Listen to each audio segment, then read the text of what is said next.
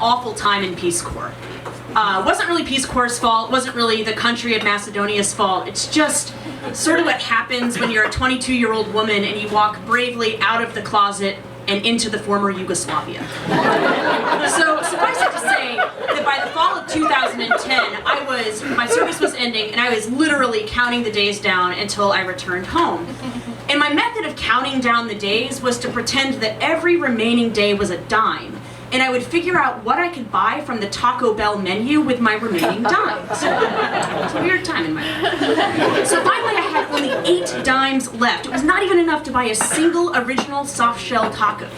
And I had a very, very important task: to acquire a passport for Patches. Now Patches and I had met early on into my Peace Corps service.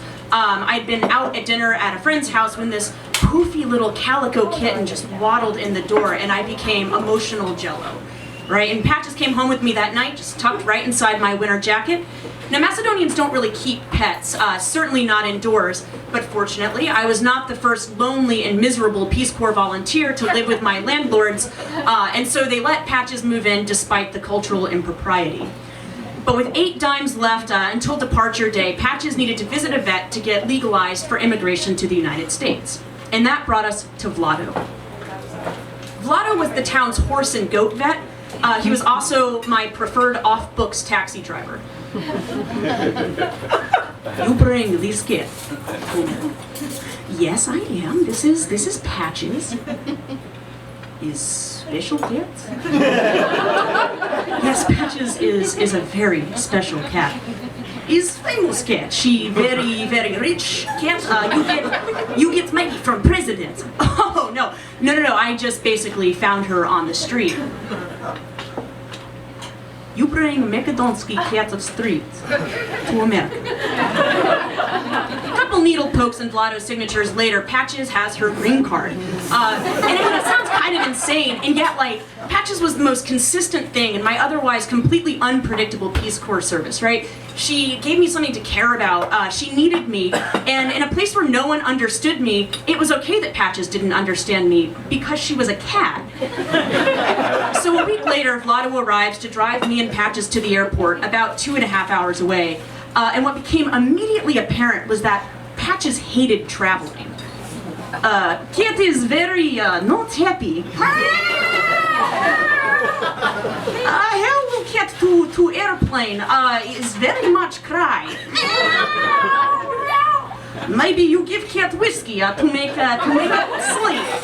Oh boy! In all of my dreamy planning, I hadn't considered that Patches might not appreciate the miracle of aeronautic flight. And we had about 17 hours of aeronautic flight within our immediate future. But with a slight sedative of Benadryl, we made it to the airport with Patches mostly subdued. We got us our tickets. We boarded the plane. I stowed Patches safely beneath the seat in front of me, just sleepily. And just like that, we left Macedonia behind us. Now in Zurich, we had to switch planes, and I was put in business class. So there I was, this bedraggled Peace Corps volunteer wearing my one pair of pants, and I was just shoveling cheese and champagne into my face that they give you on Swiss Air business class, like a monster. And the problem was that Patches couldn't fit underneath the seat in business class, so she had to go somewhere much worse, which was a toilet paper closet about halfway up the cabin. So I could hear her soft, sad meowing, back in my swanky seat, like a telltale heart, right?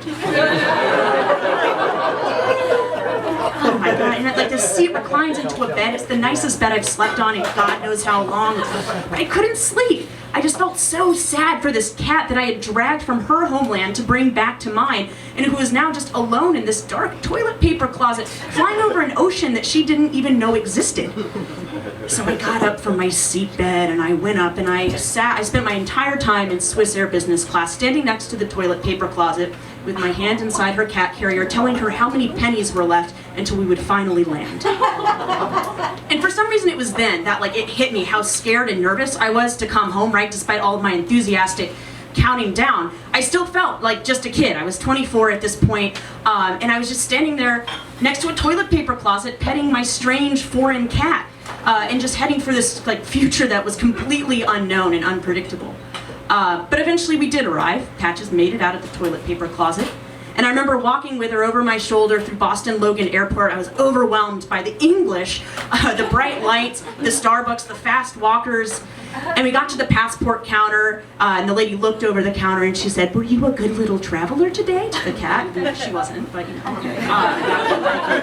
And then all of a sudden there was a heavy kerchunk, and she handed me back my passport and said, "Welcome home."